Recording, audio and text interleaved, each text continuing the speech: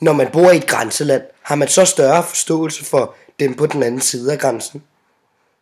For at få svar på dette spørgsmål spurgte vi Anne-Marie Holgaard, som vi mødte i Sønderborg Hovedgade, hvad hendes forhold var til tyskerne. Og selvfølgelig også, hvordan hun troede, at det adskilte sig fra folk andre steder i Danmark.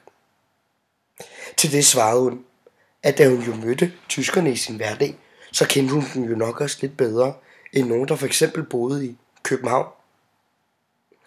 Som hun selv udtrykte det, så har vi måske nok lidt færre fordom om tyskerne, end hvis man for eksempel boede i København. Ikke fordi vi ikke gør grin med tyskerne eller noget, men vi ved måske bare lidt mere om, hvordan de rigtig er.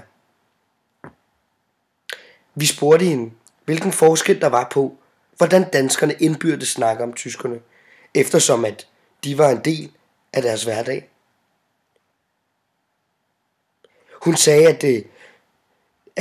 at de gjorde nok langt mere grin med tyskerne i dagligtale, fordi de også var en del af deres hverdag.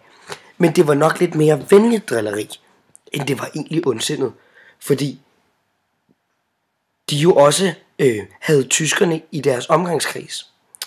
Alt i alt kan man altså ud fra hendes udtalelser tolke, at det at være dansk og tysk er en langt større del af, hvem du er i et grænseland, men det uden at det nødvendigvis betyder, at man har et fjendskab imellem sig.